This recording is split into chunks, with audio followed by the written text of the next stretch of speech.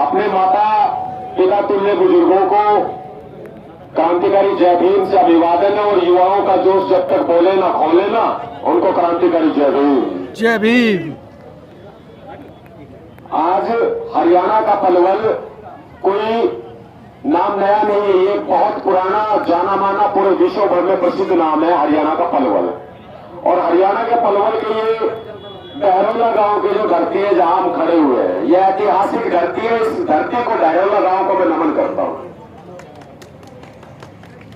एक एक भीम सैनिक हमारे संतों के लिए, हमारे महापुरुषों के लिए कुर्बान है।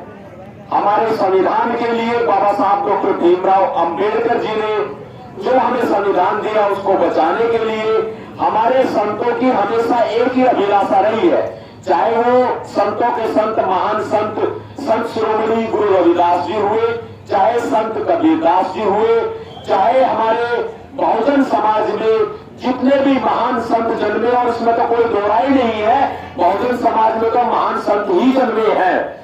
जितने महान संतों ने हमारे समाज में जन्म लिया है उन्होंने हमेशा मानवता का पाठ पढ़ाया है। उन्होंने हमेशा जाति के तौर पर जिस तरह से बहुजन समाज पर सदियों से अत्याचार होते थे उनसे उबारने का काम किया है।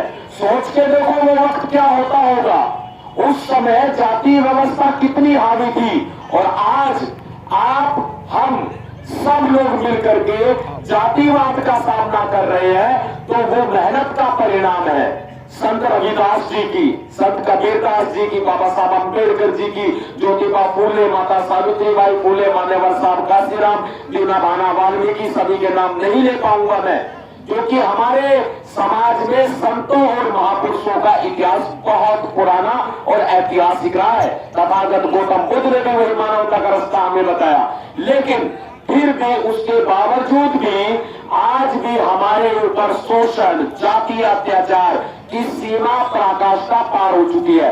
अब संतों के रास्ते पर चलने वाले लोगों को भी एक होना पड़ेगा। अब महापुरुषों के रास्ते पर भी चलने वाले लोगों को एक होना पड़ेगा, क्योंकि देश में बुद्ध की जरूरत है तो युद्ध की भी जरूरत है। देश के अंदर क्रांति की आवश्यकता है।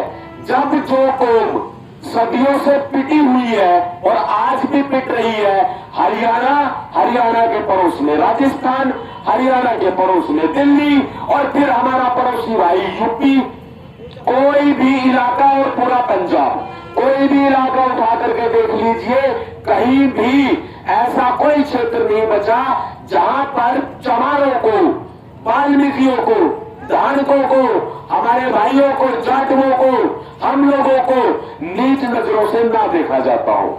मैं उन लोगों को सैल्यूट करता हूं, वो सर्व जाति के लोग हैं जो किसी भी जाति से हो सकते हैं, राजपूत, गुर्जर, ब्राह्मण, जो मानवता को मानते हैं, जो संविधान को मानते हैं, जो जाति व्यवस्था से ऊपर उठकर सोचते हैं, जो सभी संतों का, महापुरुषों का सम्मान करते हैं, चाहे किसी भी धर्म की, किसी भी जाति की बेटी क्यों ना हो, उसको अपनी बहन, बेटी और माता मानते हैं। मैं ऐसे जनरल कास्ट यानी कि सामान्य वर्ग के लोगों को भी सैल्यूट करता हूं।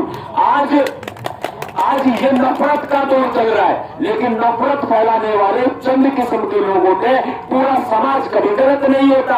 अगर हम लोग अपनी लड़ाई लड़ते हैं, कौम की लड़ाई लड़ते हैं, कौम के सम्मान की लड़ाई लड़ते हैं, तो अवश्य ही उन कौम को भी हमारा साथ देना चाहिए जो कहने को जनरल कास्ट में आते हैं, किसी भी धर्म में है, लेकिन मानवता को प्यार करते हैं, संविधान को प्यार करते हैं, उनको हमारे साथ आना चाहिए। वरना ये लड़ाई तो सदियों पुरानी चली आई है, सदियों पुरानी चली आई है ये लड़ाई। इस लड़ाई को हम सब मिल करके आगे बढ़ाने का काम करेंगे। और मैं पंजाब को बहुत ज्यादा सैल्यूट करता हूं, क्योंकि पंजाब ने गुरु रविदास जी के जिन क्रांतिकारी साथियों ने क्रांति का आगाज किया, उसे मंजिल तक पहुंचाया। पंजाब के लोग आज भी पूरे देश में भी और विदेश में भी जो समाज को एकत्रित करने का काम कर रहे हैं, वो बहुत बड़ा काबिल तारीफ है।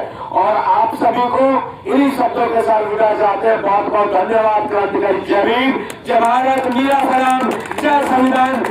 सेना जिंदाबाद।